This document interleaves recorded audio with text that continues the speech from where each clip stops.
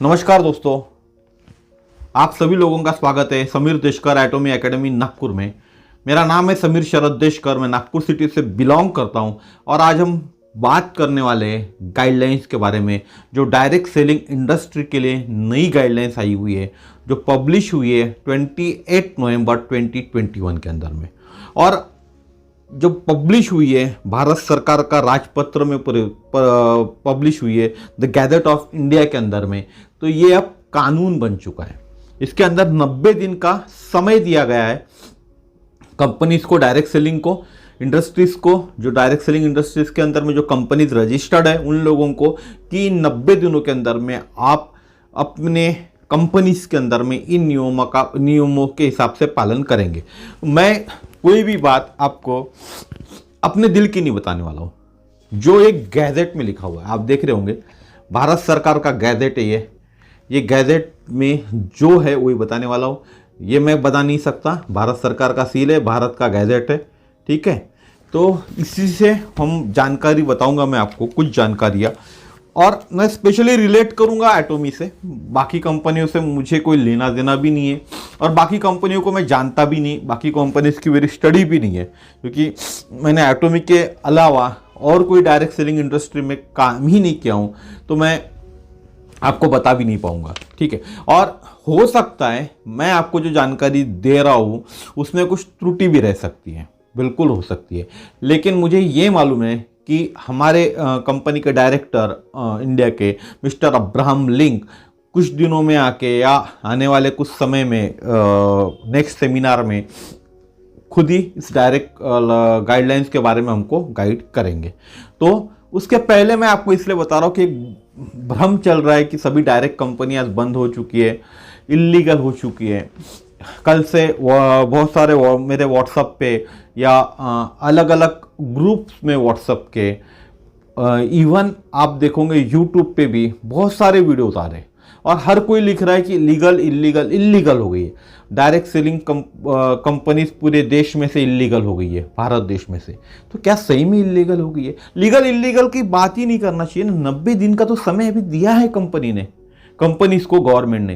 तो 90 दिन के अंदर में कंपनी अपने आप को प्रूफ करेंगी ना कि वो लीगल है या इल्लीगल है। इल्लीगल होंगी तो बंद हो जाएंगी, लीगल होंगी तो चालू रहेंगी। तो देखते हैं हम क्या क्या पॉइंट्स हैं। पहला है शॉर्ट टाइटल दिया हुआ है and short title and commitment है। दीज रूल्स में be called the consumer protection. Direct selling के जो रूल्स है ये कंज्यूमर प्रोटेक्शन के लिए बने हुए, और सबसे अच्छी चीज है कि कोई भी कंज्यूमर प्रोटेक्शन के लिए डायरेक्ट सेलिंग के अंदर रूल बने हुए। अभी तक कंज्यूमर प्रोटेक्शन के, कंज्यूमर के हित की बात डायरेक्ट सेलिंग में कभी हुई नहीं थी, ठीक है। इसके अंदर में cooling of period means a period of time given to participant to cancel the agreement he has entered into the participating in the direct selling business without resulting any breach of contract or levy of penalty। हमारे यहाँ एटॉमी में जब आप registered करते हो, कभी भी any time आप आपका कॉन्ट्रैक्ट कैंसिल कर सकते हो। वहाँ ऊपर कॉन्ट्रैक्ट कैंसिल करने का आपको एक ऑप्शन मिला हुआ है। आप वेबसाइट खुल के देखिए, ऐप खुल के देखिए, ये प्रोविजन हमारे पास ऑलरेडी है। आप रजिस्टर्ड करने के बाद महीने भर के अंदर कभी भी आप कैंसिल कर सकते हो, कभी भी कर सकते हो। वैसे तो आपको अगर आपका अग्रीमेंट कैंसिल करना है तो आपको कैंसिलेशन करने का अधिकार है, और एक फॉर्म भरना पड़ता है, एक छोटा सा, वो फॉर्म भर के आप आपका अग्रीमेंट कैंसिल कर सकते हो डायरेक्ट सेलिंग इंडस्ट्री के अंदर में। वो भी सिर्फ मैं एटॉमी की बात कर रहा हूँ, ठीक है। Direct seller means a person authorised by a direct selling entity through a legally enforceable written contract to undertake direct selling business or principal to principal basis। जब भी कोई डायरेक्ट सेलिंग इंडस्ट्री में कंपनी जो काम करती है, जब direct seller को रजिस्टर्ड करती है, तो कुछ डॉक्यूमेंट्स उनको साइन अप करना चाहिए। और हमारे यहाँ जब भी हम किसी को रजिस्टर्ड करते हैं as a direct seller company, यानी एटॉमी के अंदर में as a distributor direct seller करके, तब हम, आप देखना, एक 2 3 4 5 ऐसे हम टिक करते। आपने कभी पढ़ा है उनको? वो देखिए, वो एक अग्रीमेंट है एटॉमी और एक डायरेक्ट सेलर के बीच में, एटॉमी के डिस्ट्रीब्यूटर के बीच में एक अग्रीमेंट है। उस अग्रीमेंट को आप पढ़ लेना, सेकंड पॉइंट भी हम फॉलो करते हैं। डायरेक्ट सेलिंग, उसके बाद है direct selling entity means the principal entity which sells और offers to sell goods or services through direct sellers but does not include any entity which is engaged in a pyramid scheme or money circulation scheme।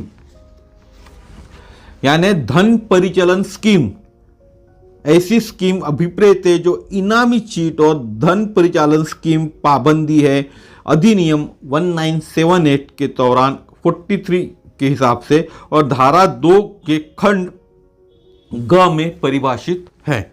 ठीक है, तो money circulation scheme, फिर से बता रहा हूं, the money circulation scheme means the scheme defined in clause C of section 2 of the prize chits and money circulation schemes banning act 1978 43 rule number 43 of 1978।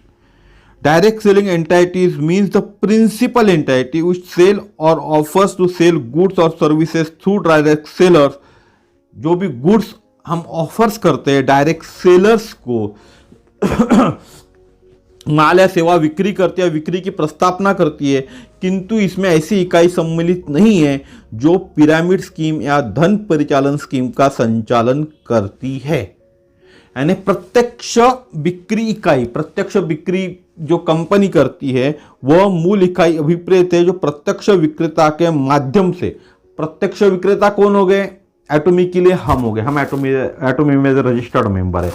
ये माल या सेवा की बिक्री करते हैं, हम माल या हमारे को जो सेवा देने, हम तो माल ही बेचते हैं, सेवा तो कोई है नहीं हमारे पास में, वो बिक्री की प्रस्तावना करती है, किंतु इसमें ऐसी इकाई सम्मिलित नहीं है, इसमें ऐसी कोई इकाई कंपनी सम्मिलित नहीं है जो पिरामिड स्कीम या धन परिचालन स्कीम का संचालन करती है। इसमें भी हम क्लियरली सेफ है क्योंकि हम कोई भी पिरामिड स्कीम या मनी रोटेशन वाला काम हम लोग नहीं करते।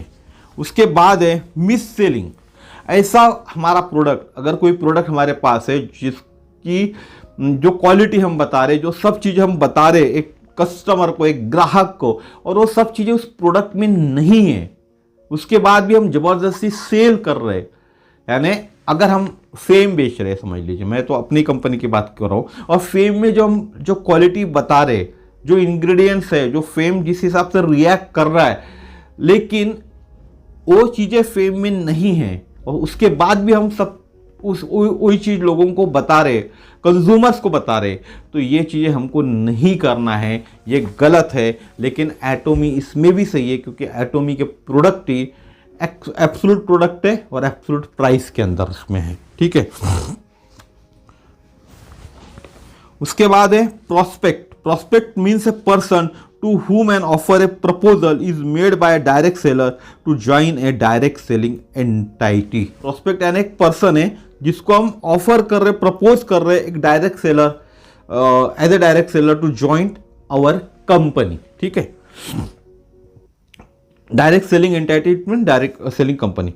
पिरामिड स्कीम, पिरामिड स्कीम से किसी स्कीम के अतिरिक्त अभिदाताओं के नामांकन या कार्य या प्रदर्शन के परिणाम स्वरूप प्रत्यक्ष या अप्रत्यक्ष रूप से लाभ प्राप्त करने के लिए एक या एक से अधिक अभिदाताओं को नामांकित करते हुए अभिदाताओं द्वारा बनाई गई स्कीम के लिए अभिदाताओं का एक बहुस्तरीय नेटवर्क अभिप्रेत है, जिसमें अतिरिक्त अभिदाताओं को नामांकित करने वाले अभिदाता उच्च स्थान पर कब्जा प्राप्त है और नामांकित अभिदाता निचले स्थान पर कब्जा प्राप्त है, जिसमें क्रमिक नामांकन के जरिए अभिदाताओं को बहुस्तरीय नेटवर्क बनता है।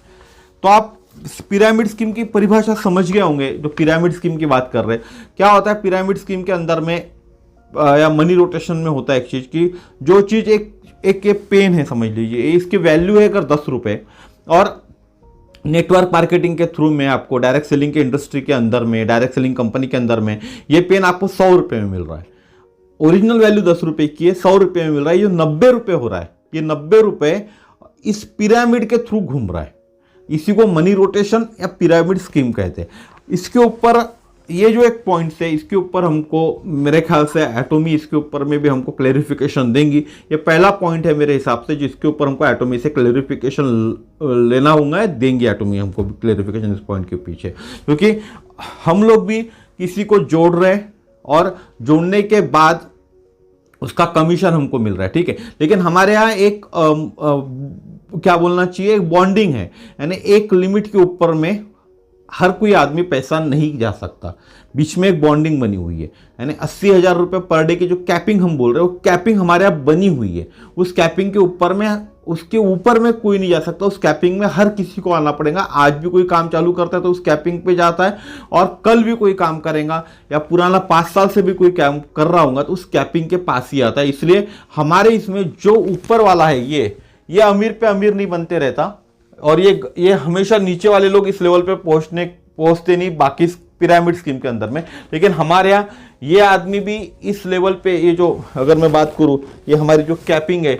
इस कैपिंग पे हर कोई आदमी ये कैपिंग के पास ही पहुंचेगा जो भी काम करता है। लेकिन इस पॉइंट्स के ऊपर में एटॉमी के डायरेक्टर हमको क्लेरिफिकेशन जरूर देंगे, ठीक है।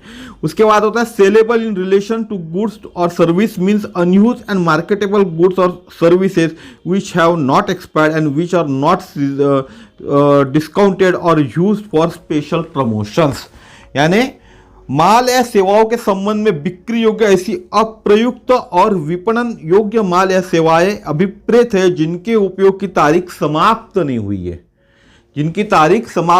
हुई है, और या जो मियादी नहीं है। मियादी इट मीन्स आप बोल सकते हो कि हम लोगों ने उसको बैन कर दिया है, ठीक है, जिन्हें बंद कर दिया गया है, या जो विशेष संवर्धन के लिए उपयोगी की गई है, या डिस्काउंटेड और यूज फॉर स्पेशल प्रमोशन, या किसी स्पेशल प्रमोशन के लिए हमने उसको यूज किया गया है। उसके बाद आता है मैंडेटरी मेंटेनेंस ऑफ रिकॉर्ड्स।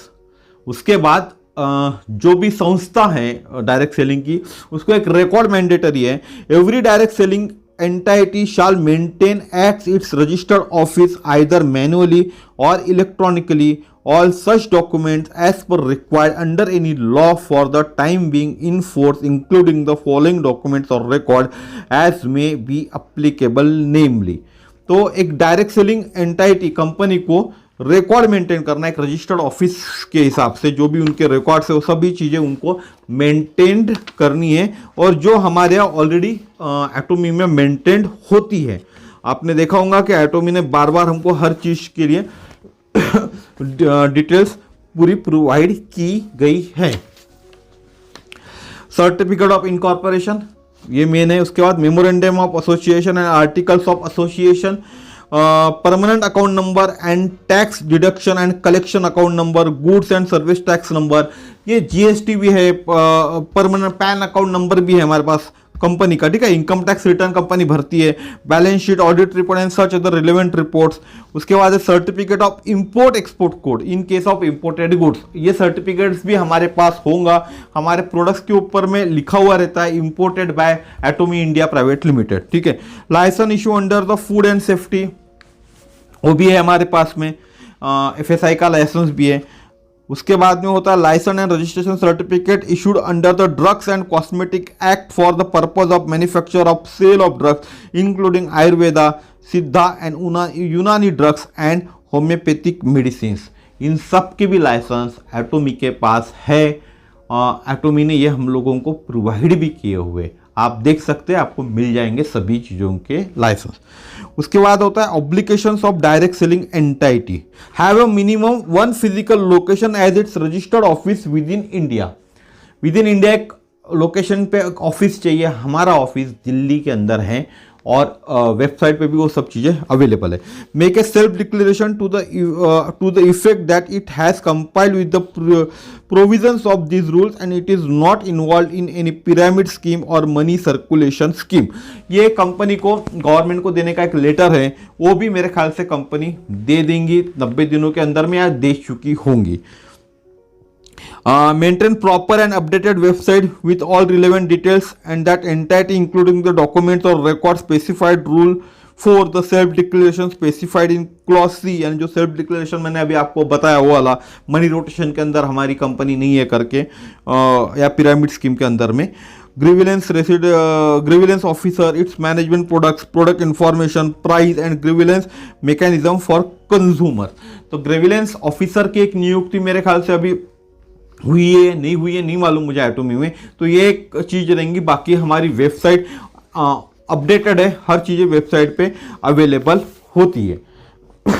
यहाँ तक कि कितने रुपए का प्रोडक्ट है, उसके एमआरपी क्या है, उसके अंदर में बाकी चीज़ें कितनी कितनी लगती है। उसके बाद ओन, होल्ड और to be licence of a trademark, ये महत्वपूर्ण पॉइंट है। ओन, होल्ड और be the licence of a trademark, service mark और any other identification mark which identifies that entity with the goods or service to be sold or supplied, but shall not give commission, bonus or incentive on the sale of goods or services of which is not the owner, holder or license of the trademark, service mark and other identification marks। समझिए फिर से, own, hold और be the licence of trademark.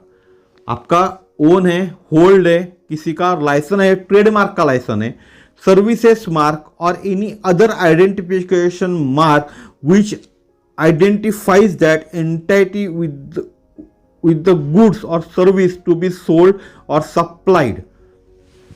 वो एक sold की जाती है और सप्लाई किया जाती है, प्रत्यक्ष बिक्री इकाई द्वारा बेची जाने वाली या आपूर्ति की जाने वाली मालों या सेवाओं के लिए उसकी पहचान करने वाली किसी व्यापार चिन्ह, सेवा चिन्ह या किसी अन्य पहचान चिन्ह के स्वामी धारक या अनुदप्तधारी होंगी, किंतु ऐसे उत्पादों सेवाओं की बिक्री पर कोई कमीशन, बोनस या प्रोत्साहन नहीं प्रदान करेंगी जिसके लिए वह इकाई किसी व्यापार चिन्ह, सेवा चिन्ह या किसी अन्य पहचान चिन्ह के स्वामी धारक नहीं है।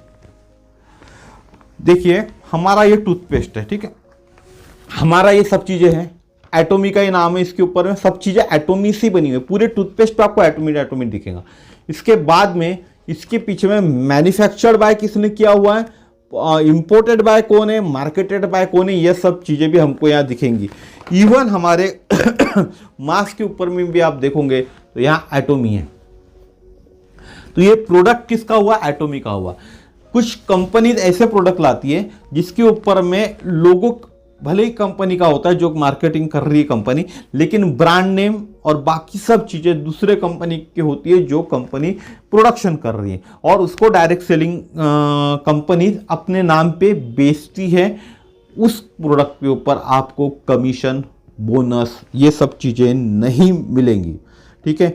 उन सब कमीशन चीजों पे आपको कमीशन, बोनस नहीं मिलेगा। फिर से बता रहा हूं, but shall not give commissions, bonus और incentive on the sale of goods और services of which is not the owner. आपकी कंपनी की वो चीजें नहीं है, आप उस चीज के मालक हो, आप उसके ओनर हो, वो चीजें आपकी नहीं है, तब आप उन चीजों के ऊपर कमीशन, बोनस नहीं दे सकते, ठीक है। अब एटोमी इसकी मालक है, क्योंकि एटोमी और कैरी हो गया या अदर जितने भी प्रोडक्ट्स हम लोगों के लिए कंपनीज बनाती है, उनके साथ में एक कॉन्ट्रैक्ट हुआ है। प्रोडक्ट मैन्युफैक्चर वो करेंगे, एटोमी उसको सेल आउट करेंगे, इंपोर्ट करेंगे, एटोमी खरीदेंगे और सेल आउट करेंगे एज पर एटोमी के रूल्स एंड रेगुलेशन के हिसाब से, क्वालिटी के हिसाब से। इसके ऊपर क्लेरिफिकेशन लेना होगा, एक क्लेरिफिकेशन हमको एटोमी से लगेगा इस पॉइंट के ऊपर भी, ताकि हम भी हर किसी को बता पाए। लेकिन मेरे हिसाब से मैं इसलिए क्लियर हूं कि हिंदुस्तान लीवर या पार्ले जी की हम बात करें हमारे देश के अंदर में, पार्ले जी एक ब्रांड है, हिंदुस्तान लीवर एक ब्रांड है, निविया एक ब्रांड है, लेकिन ये खुद प्रोडक्ट कम मैन्युफैक्चर करते हैं, किसी और से मैन्युफैक्चर करते हैं। इंपोर्टेड बाय उनका नाम होता है, एक्सपोर्टेड किसी और से इंपोर्ट करते हैं, और बेचने के नाम पे इन्हीं का नाम होता है, निविया का नाम होता है। प्रोडक्ट के ऊपर भी ब्रांडिंग निविया का होता है। उसी तरह से हमारे जो भी प्रोडक्ट है, ये देखिए आप टूथपेस्ट है, इस टूथपेस्ट पे भी हमारा ही ब्रांडिंग है, पूरा ये प्रोडक्ट हमारा है, हमारा ही ट्रेडमार्क है इसके अंदर में, और हर चीजें इसमें एटोमी के बारे में ही लिखी हुई है। एटोमी ने इसके ऊपर में किससे प्रोडक्ट लिया, मैन्युफैक्चर किसने किया हुआ है, इंपोर्टेड बाय कौन है, इंपोर्टेड बाय डेफिनेटली एटोमी है, ये सब चीज़ें मेंशन है, यहाँ तक कि एटोमिका इंडिया का ऑफिस का एड्रेस भी इस प्रोडक्ट पे मेंशन है और वहाँ लिखा हुआ है। कोई भी आपको प्रॉब्लम होगा कंज्यूमर को तो इस नंबर पे कांटेक्ट कर सकता है, इस ऑफिस में कांटेक्ट कर सकता है। उसके बाद है obtain all applicable trade registration and licence including permanent account number and goods and service tax registration, वो ऑलरेडी हमारे कंपनी के पास है। Get all information provide by its own website duly certified by company secretary. हमारे company secretary ने जो certified की हुई है पूरी इंफॉर्मेशन हमारे वेबसाइट पे होनी चाहिए, वो भी सब है। उसके बाद आता है क्लॉज नहीं बताता मैं आपको, have a prior written contract with its direct seller in order to authorization them to sell or offer to sell its goods or services, and the terms of such agreement shall be just, fair and equitable। हमारा जो agreement हुआ है वो agreement आप जब भी registration करते हो वेबसाइट पे किसी का भी तो एग्रीमेंट होता है, उस एग्रीमेंट को आप क्लिक करके आगे बढ़ते हो, पढ़ते नहीं हो, सबसे बड़ी गलती करते हो। इस एग्रीमेंट को आपको पढ़ना चाहिए, उसमें लिखा हुआ है as a authorised distributor dealer करके हम अपॉइंटेड होते हैं एटोमी के अंदर में। Ensure that all its direct seller have verified identities and physical address and issue identity cards and documents only to such direct sellers। हम केवाईसी लेते हैं, लोगों के सवाल होते हैं ना आपको कि केवाईसी क्यों चाहिए, मैं क्यों केवाईसी दूं आपको। अब गवर्नमेंट ऑफ इंडिया ही बोल रही है कि आपको डॉक्यूमेंट्स लेके उनका एड्रेस भी वेरीफाई करना पड़ेगा, उनके डॉक्यूमेंट्स भी वेरीफाई करने पड़ेंगे, उसके बाद ही आपको उनको एक आइडेंटिटी कार्ड इशू करना है। हमारे डॉक्यूमेंट्स भी वेरीफाई होते हैं, हमारा पैन कार्ड भी वेरीफाई होता है, साथ ही साथ हमारा आइडेंटिटी कार्ड भी बनता है। आप देख लेना वेबसाइट पे आपका आप जब लॉग इन करेंगे आपको आइडेंटिटी कार्ड आपका मिल जाएगा।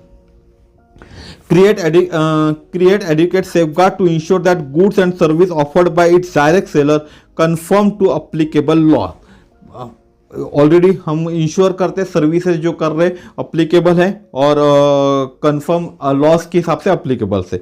B liable for the grievance arising out of sale of goods और services by its direct seller. कोई भी रेज होता है, कोई भी इशू रेज होता है, उसके लिए हमको तैयार रहना चाहिए। इट मीन्स कंपनी को उसका जवाबदारी उसकी लेनी पड़ेगी। उसके बाद है every direct selling entity shell provide the following information on its website in A clear manner which shall be displayed to its users, namely registered name of the direct selling entity. कौन सी company, registered name क्या है direct selling entity का वो mention होना चाहिए। Registered address क्या है वो मेंशन होना चाहिए। उसके ब्रांचेस क्या है वो मेंशन होना चाहिए। कॉन्टैक्ट डिटेल्स होना चाहिए including email address, fax, landline and mobile number of its customer care and grievance officer. ये सब चीज़ें हमारे यहाँ मेंशन है, सिर्फ ग्रीविलेंस ऑफिसर का अभी नहीं है, वो भी मेरे ख्याल से हो जाएगा। और टिकट नंबर अभी है ही नहीं। कंप्लेंट लॉ, कोई भी कंप्लेंट डालता है उसके अगेंस्ट में एक टिकट नंबर रेस होता है, तो टिकट नंबर का भी हमारे पास पेंडिंग है। हमारे पास में ऑलरेडी एक कस्टमर सर्विस केयर है, कस्टमर सर्विस केयर अभी टिकट नंबर इशू नहीं कर रहा है, लेकिन एक टिकट नंबर का भी प्रोविजन है हमारे पास में, लेकिन अभी मेरे ख्याल से इंडिया में लागू नहीं हुआ है। इसका भी हमको हमारे डायरेक्टर साहब ही इसका जस्टिफिकेशन देंगे। Information relating to return, refund, exchange, warranty and guarantee, delivery and shipment, modes of payment, grievance mechanism and such other information which may be required to the consumer to make informed decision। ये सब चीज़ें की return, refund, सब चीज़ों की जानकारी हमारे website पे ऑलरेडी अवेलेबल है। हम 30 डेज के अंदर में रिफंड भी लेते हैं। Total price of any goods or service is single figure along with its breakup price, showing all compulsory on voluntary charges including delivery charges, postage, handling charges, conveyance charges and the applicable tax। अब हमारे यहाँ जैसा ये toothpaste है 150 rupees MRP का है, तो 150 रुपये MRP अभी हम दिखा रहे, ये हमारे बोलने से ही हमारे कंपनी ने इसको 150 MRP की बता रहा, डायरेक्ट बता रहे। नहीं तो पहले टैक्स अलग बताते थे, एमआरपी अलग बताते थे, सॉरी टैक्स अलग बताते थे, टैक्स के पहले की प्राइस कितनी होती थी वो बताते थे, टैक्स और प्राइस मिला के एमआरपी कितनी होती थी ये बताते थे, और साथ ही साथ डिलीवरी चार्जेस कितने लग रहे ये भी बताते थे। अभी हम एमआरपी में जीएसटी ऑलरेडी इंक्लूडेड करके बता रहे, और कितना रुपए हमको डिलीवरी चार्जेस लग रहा है ये हमको पता चल जाता है, ठीक है। लेकिन अब बाइफर्केशन ये देना पड़ेगा जीएसटी का भी, तो हो सकता है कंपनी अपने वेबसाइट में चेंजेस करे, और हो सकता है नहीं करेंगी ही कंपनी, और हमको जीएसटी कितना लगा हर प्रोडक्ट के पीछे में वो भी कंपनी बताएंगी, जो पहले था हो सकता है वो भी वापस आ जाए। Provide correct and complete information as a pre-purchase stages to enable buyer to make informed purchase decision, and such information shall, in addition to mandatory declaration to the provided under the legal metrology packed commodities rule 2011, contain the following information, namely ये चीजें हमको लगेंगी। Provide correct and complete information at pre purchase stages. Pre purchase, फिर से सुनिए, pre purchase, रीपरचेस नहीं है, pre purchase, पहले परचेस करते समय। Enable buyer to make inform purchase decision, purchase decision को उसको इन्फॉर्म करना पड़ेगा हमको। Such information shall in addition to the mandatory declarations to be provided under the legal metrology या रूल्स बोले, contain the following information, name of purchaser and seller, purchaser का नाम क्या है, सेलर का नाम क्या है, डिस्क्रिप्शन ऑफ गुड्स और सर्विसेज, क्वांटिटी ऑफ गुड्स और services.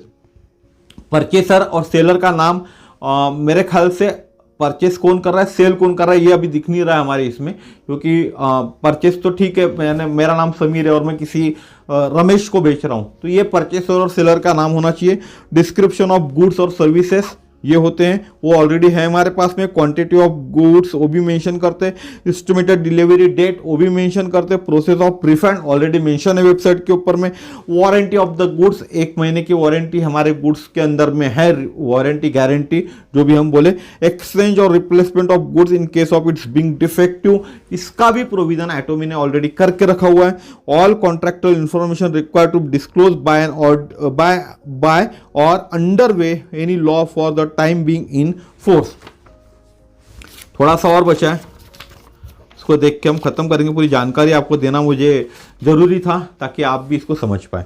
Every direct selling entity shawl store sensitive personal data with in the jurisdiction of India in accordance with the applicable law for the time being in force, and shall take appropriate step to ensure protection of such data provided by consumer, and also ensure adequate safeguards to prevent access of misuse of such data by any unauthorized person। हम जो भी data provide कर रहे हैं company को, जो भी consumers को हम डाटा प्रोवाइड करते हैं कंपनी को, उसको उनको सेफ गार्ड में रखना पड़ेगा, किसी गलत हाथों में वो जाना नहीं चाहिए, ठीक है। उसके बाद है every direct selling entity shall having a regard to the number of grievance received by such entity person in India, इसको कोई मतलब नहीं, ठीक है। Every direct selling entity shall ensure that grievance officer referred in sub rule acknowledge the receipt any consumer complaint with 48 working hours of receipt, यानी एक officer appoint करना पड़ेगा जो कंप्लेंट को लेगा और 48 घंटे के अंदर में उसको जवाब देना पड़ेगा, और 1 मंथ के अंदर में उसका रिजोल्यूशन उनको करना पड़ेगा किसी भी कस्टमर का, नहीं तो फिर महीने भर के बाद वो कस्टमर क्या कंज्यूमर कोर्ट में जाके कंप्लेंट कर सकता है, ठीक है। सादी और सीधी भाषा में बात करें तो every direct selling entity shall appoint a nodal officer who shall be responsible for ensuring complaint with the provision of act, ठीक है। हमको एक नोडल ऑफिसर अपॉइंट करना पड़ेगा कंपनी को, हो सकता है कंपनी ने ऑलरेडी अपॉइंट कर चुका है, इसके ऊपर क्लेरिफिकेशन हमारे कंपनी के डायरेक्टर ही देंगे ये सब पॉइंट्स के ऊपर में, ठीक है। Every direct selling entity shall on the request in return made by consumer after the purchase of any goods or service provide him with the information regarding any direct seller from whom such consumer has made a purchase, and such information shall include the name, address, email, contact number and any other information which is necessary to make communication with the such direct seller for effective dispute resolution। समझ लीजिए, मैंने आप में से एक रमेश नाम का व्यक्ति है, उसको कोई प्रोडक्ट दिया एटोमी का, ठीक है।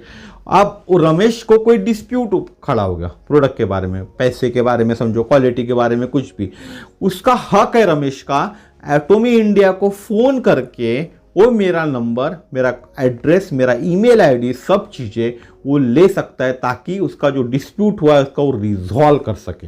समझ गए? सादी और सीधी भाषा में बता रहा हूँ। Every direct selling entity shall ensure that the advertisement for marketing of goods or services are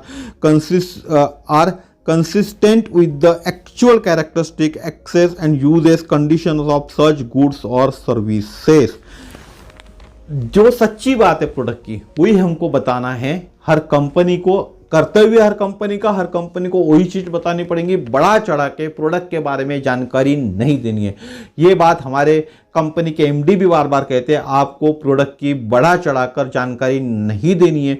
जो चीज है एक्चुअल वही चीज की जानकारी लोगों को देनी है।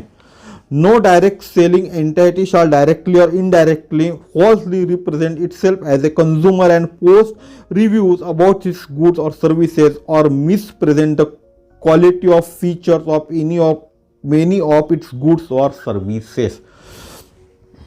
कोई भी direct selling company false present नहीं कर सकती उसके प्रोडक्ट को, साथ ही साथ रिव्यू भी नहीं दे सकती। रिव्यू इट मीन्स क्या होता है कि हम लोग रिव्यू दे देते। कंपनी क्या करती है, 4 लोगों को खड़ा कर दिए, 4 लोगों को रिव्यू में खड़ा करके बता दिए कि भाई ये प्रोडक्ट लेने से इनको ये फायदा हो गया। उसके रिव्यूज दिखाते हैं कंपनी पहले ही प्रोडक्ट लॉन्च करने के वक्त, या प्रोडक्ट आप बोलो तो वेबसाइट के ऊपर में या पोस्टर्स पे, बैनर्स पे, इस तरह के रिव्यूज हम नहीं दिखा पाएंगे, कंपनी नहीं दिखा पाएंगे। जो एक्चुअल रिव्यूज है, जो एक्चुअल डिसीजन है कस्टमर्स का, कस्टमर खुद जस्टिफाई करेगा। हम किसी कस्टमर को पहले से रिव्यू दिखा के उसको प्रोडक्ट लेने से बाध्य नहीं कर सकते। इट मीन्स मैं कोई प्रोडक्ट बेच रहा हूँ, ये टूथपेस्ट मैं बेच रहा हूँ और ये टूथपेस्ट से मुझे फ़र्क गिरा हुआ है एज ए कंज्यूमर, तो मैं लोगों को रिप्रेजेंट बता सकता हूँ कि मुझे फ़र्क गिरा हुआ है। ये नहीं है कि कंपनी मुझे सामने खड़े करेंगे और दिखाएंगे कि मेरे दांत साफ हो गए इस टूथपेस्ट के कारण में। ठीक है, सादी और सिंपल बात में हम बात कर रहे हैं। Every direct selling entity shall maintain a record of relevant information allowing for the identification of all direct sellers who have been delisted by the direct selling entity and such list shall be published shared on its website। बहुत बड़ी बात है ये। लोग काम करते हैं direct selling industries के अंदर में, अलग अलग कंपनीज के अंदर में। ठीक है, ये एक डिसीजन इसलिए अच्छा बोल रहा हूँ कि डायरेक्ट सेलिंग इंडस्ट्री के अंदर में जैसे मैं एटोमी में काम कर रहा हूँ ऐसे कई लोग एटोमी में काम कर रहे हैं और बहुत से लोगों की एटोमी ने आईडी अभी टर्मिनेट की है। ठीक है, तो जब आईडी टर्मिनेट हुई तो कंपनी को उनके नाम, उनकी आईडी वेबसाइट पे दिखानी पड़ेंगे किन किन लोगों को आईडी टर्मिनेट कर दी गई है और ये अभी एटोमी इंडिया, एटोमी के मेंबर्स नहीं है, आप इनसे कांटेक्ट मत कीजिए क्योंकि बहुत सारे फ्रॉड करने वाले लोग यही काम करते हैं। मैं अभी भी एटोमी में काम कर रहा हूँ या XYZ कंपनी में काम कर रहा हूँ और लोगों से पैसे लेके उसका गैर वापर करते हैं। तो कंपनी को कौन कौन लोग अभी काम नहीं कर रहे, ये इंफॉर्मेशन भी कंपनी में अधिकृत नहीं है, ये इंफॉर्मेशन भी उन लोगों को वेबसाइट पे डिटेल्स पे देनी होंगी। Obligations of direct sellers. एक डायरेक्ट सेलर, हम डायरेक्ट सेलर है, ठीक है, direct selling entity it means company, direct sellers it means हम have a prior written contract with the direct selling entity for undertaking sale of or offer to sell any goods or services by such entity of such entity। यानी अगर मैं Atomy का कोई product बेच रहा हूं तो मेरे पास अधिकार चाहिए, एक अंडरटेकिंग चाहिए, जो अंडरटेकिंग ऑलरेडी एटोमी ने हमको जब हमने फॉर्म भरे थे तब ऑलरेडी दे चुकी है। ठीक है, उसके बाद होता है at the initiation of any sales representation truthfully and clearly identify himself, disclose the identity of the direct selling entity, the address of place of business, the nature of goods or services sold and the purpose of such solicitations to the prospect। Prospect को हमको हर चीज identity से लेके direct selling entity का address, place of business, nature of goods क्या है, services क्या sold करते हैं, हर चीज हमको हमारे प्रोस्पेक्ट को बतानी होंगी। Make an offer to the prospect providing accurate and complete information, demonstration of goods and services, price, credit terms of payment, return, exchange, refund policy, return policy, terms of guarantee and after sale service। ये main चीजें हैं। Make an offer to prospect providing accurate and complete information, हमको हमारे prospect को accurate और complete information देनी होंगी। Demonstration of goods देना होगा अगर वो रिक्वायर्ड करता है, और सर्विसेज भी देनी होंगी। प्राइस क्या है, क्रेडिट टर्म क्या है, टर्म्स ऑफ पेमेंट क्या है, एक्सचेंज की पॉलिसी क्या है, रिफंड पॉलिसी क्या है, रिटर्न पॉलिसी क्या है, टर्म्स ऑफ गारंटी क्या है, और आफ्टर सेल्स सर्विस, यानी कोई प्रोडक्ट हमने उनको बेचा उसके ऊपर में आफ्टर सेल्स सर्विस क्या है, ये सब चीजें हमारे को हमारे प्रोस्पेक्ट को बताना पड़ेगा। एज ए कंज्यूमर के हित में ये सब चीजें रखी गई है। ठीक है। Providing an order form to the consumer at and prior to the time of initial sale, which shall identify the direct selling entity and the direct seller, and shall contain the name, address, registration number or enrollment number, identity proof and contact number of the direct seller, complete description of the goods or service to be supplied, the country of origin of the goods, the order date, total amount to be paid to the consumer, the time and the place for the inspection of the sample and delivery of the goods, consumer rights to cancel the order, to return the product in saleable condition and avail full refund on sums paid, and complete details regarding the complete mechanism of the direct selling entity। हम जब भी कोई order लेने जाते हैं तो हमको वो सब चीज़ें कस्टमर को देनी होंगी, कस्टमर को पूरा आइडेंटिफिकेशन कराना पड़ेगा। डायरेक्ट सेलिंग के बारे में नेम, एड्रेस क्या है, रजिस्ट्रेशन नंबर क्या है, सब चीज़ें हमको उनको देनी पड़ेंगी। हमको ये भी बताना पड़ेगा कि अगर उनको प्रोडक्ट पसंद नहीं आया तो कभी भी वापस कर सकते हैं और उनको 100 पैसा उस प्रोडक्ट के अगेंस्ट में रिटर्न मिल सकता है। ठीक है। अब ये एक पॉइंट है जिसको मेरे को लगता है कि हमको कंपनी से पूछना चाहिए। क्या लिखा हुआ है डायरेक्ट सेलर्स के लिए? Obtain goods and service tax registration, permanent account number registration, all applicable trade registration and licence, and comply with the requirements of applicable laws, rules and regulations for the sale of product. अगर हमको कोई भी चीज बेचनी है, cell of the product करना है, तो obtain goods and service tax registration, GST होता है इसका मतलब। परमानेंट अकाउंट नंबर पैन हम ऑलरेडी दे चुके हैं। अप्लीकेबल ट्रेड रजिस्ट्रेशन लाइसेंस ये पूछना पड़ेगा कंपनी को, और अदर कौन से लॉज, एप्लीकेबल लॉज जो भी हो हमको रिक्वायर्ड है क्या नहीं है, ये हमको कंपनी बताएंगी। वैसे तो हम ऑलरेडी हमारा पैन नंबर दे रहे कंपनी को, साथ ही साथ जीएसटी के जगह हम लोग हमारा एक टैक्स का टीडीएस ऑलरेडी कट जाता है। तो ये सब चीज़ें सेल के ऊपर डिपेंड रहता है, कितना सेल हम कर रहे हैं, कितना बिजनेस हम कर रहे हैं, उसके ऊपर हमारा टीडीएस ऑलरेडी वैसे भी कटता है। तो ये सब चीज़ें हमको पूछनी पड़ेंगी। मेरे ख्याल से जो क्या बोलना चाहिए, जिनके पैन नंबर देते उनका 0.1% कटता है, जिनका पैन नंबर नहीं होता उनका 5% कटता है। तो इट्स डिपेंड कि हम ये चीज़ों की जानकारी हमको लेनी पड़ेंगी कंपनी से। कंपनी डेफिनेटली हमको प्रोवाइड करेंगे कि हमको जीएसटी नंबर मैंडेटरी है क्या, और अदर डॉक्यूमेंट्स भी मैंडेटरी है क्या। और मेरे हिसाब से अगर ये मैंडेटरी होगा तो बहुत अच्छी बात हो जाएंगी, क्योंकि अगर आपके पास जीएसटी आपको लेना पड़ रहा है, it means you are businessman. आप किसी को चूतिया नहीं बना रहे हो। बस अगर कंपनी कहती है, गवर्नमेंट कह रही है आपको as a seller GST number लेना पड़ेगा, जितने भी लाइसेंस होते हैं एज ए सेलर के वो सब लाइसेंस आपको लेने पड़ेंगे धंधा करने के लिए। इट मीन्स ये बहुत बड़ा पॉजिटिव पॉइंट है, क्योंकि उसके कारण आप कंपनी के एथोराइज डिस्ट्रीब्यूटर बन रहे हो, एथोराइज डीलर बन रहे हो, और लोगों को, कंज्यूमर को, कोई भी कंज्यूमर को आप बोल सकते हो कि मैं इस कंपनी का डीलर हूं, डिस्ट्रीब्यूटर हूं। मैं कोई नेटवर्किंग यानी आदमी जोड़ने का काम, लोगों को चूतिया बनाने का काम, मल्टी लेयर मार्केटिंग के अंदर में जिस हिसाब से पैसे रोटेशन का काम होता है उस तरह का काम मैं नहीं करता। कोई मैं पिरामिड स्कीम नहीं चलाता, क्योंकि गवर्नमेंट ऑफ इंडिया ने मेरे को जीएसटी भी दिया हुआ है। सर बाकी जितने भी लाइसेंस होते हैं वो सब लाइसेंस मेरे पास है। हम एक फ्रेम करा के हमारे ऑफिस में, हमारे घर में लगा सकते हैं, और जब भी प्रोस्पेक्टिंग करने हम जाएंगे तो प्रोस्पेक्ट को, इट मीन्स हमारे ग्राहक को हम ये सब चीज़ें बता सकते हैं। ग्राहक के हितों में, सेलर के हितों में, दोनों के हितों में ये चीज़ है। बहुत पॉजिटिव पॉइंट्स है, लेकिन ये सब लगने वाला है क्या, ये हमको हमारे कंपनी से पता करना पड़ेगा। ठीक है। और direct seller shall not, direct seller को क्या नहीं करना चाहिए? Visit a consumer premise without identity card and prior appointment और अप्रूवल। हमको किसी के घर में जाना नहीं है जब तक हमारे पास अपॉइंटमेंट नहीं होगा और हमारा विजिटिंग कार्ड नहीं होगा तब तक। Provide any literature to prospect which have not been approved by the direct selling entity. ऐसा कोई हमको लिटरेचर उनको नहीं देना चाहिए जो हमारे कंपनी ने अप्रूव किया ना हो। हमारे कंपनी का अप्रूव्ड लिटरेचर ही उनको हमको प्रोवाइड करना है। Require a prospect to purchase any literature और सेल्स डेमोन्स्ट्रेशन इक्विपमेंट। किसी को भी हमको डेमोन्स्ट्रेशन किट जिसको हम बोलते हैं वो परचेस करने के लिए बोलना नहीं है, बाध्य नहीं करना है। In pursuance of sale, make any claim that is not consistent with claims authorized by the direct selling entity। ऐसा कोई क्लेम नहीं करना है जो क्लेम कंपनी नहीं बोल रही है, ठीक है। ये नॉर्मल पॉइंट्स हो गए, एक दो पॉइंट्स और बचे हुए फिर हम वीडियो को खत्म करेंगे। Person not to be engage in the business of direct selling. ऐसा पर्सन डायरेक्ट सेलिंग के बिजनेस में एंगेज नहीं होगा।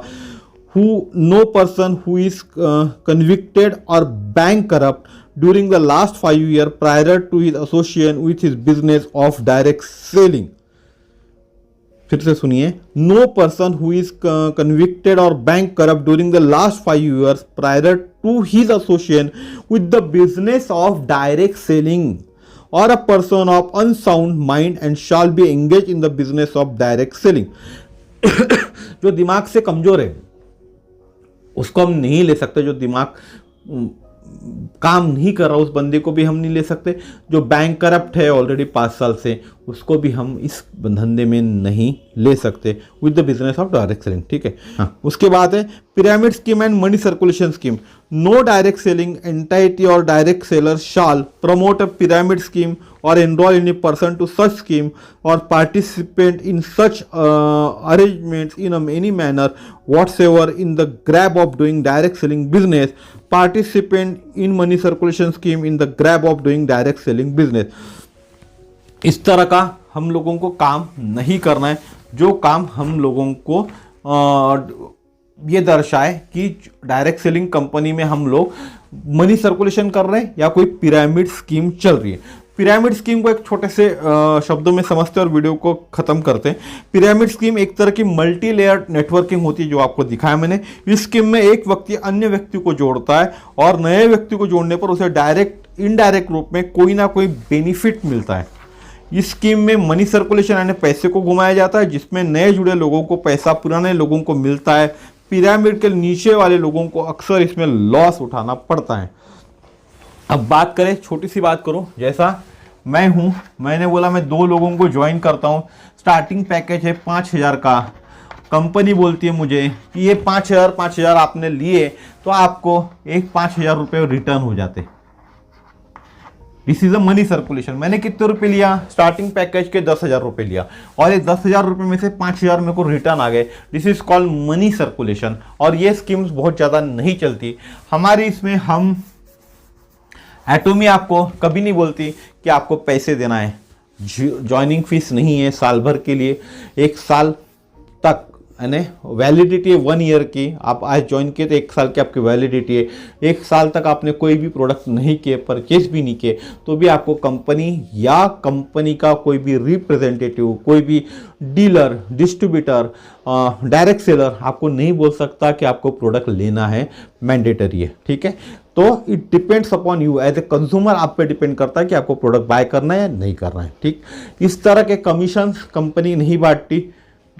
कम यानी पैसे दो और फिर वो पैसे आपको दिए जाएंगे, इस तरह से चीज़ें नहीं होती। तो आज का वीडियो मेरा इतना ही था, कुछ पॉइंट्स है जिसके ऊपर में मेरे ख्याल से हमारे कंपनी के डायरेक्टर बहुत जल्दी इसके ऊपर में क्लेरिफिकेशन देंगे। इतना ही मेरा आज का वीडियो था। वीडियो लंबा हुआ होगा लेकिन ये वीडियो इसलिए ज़रूरी है कि ताकि आप सभी लोगों को जानकारी मिल सके नए रूल्स के बारे में। Thank you very much. मैंने पूरे वीडियो में एक ही वीडियो के अंदर पूरी जानकारी देने की कोशिश किया हूँ।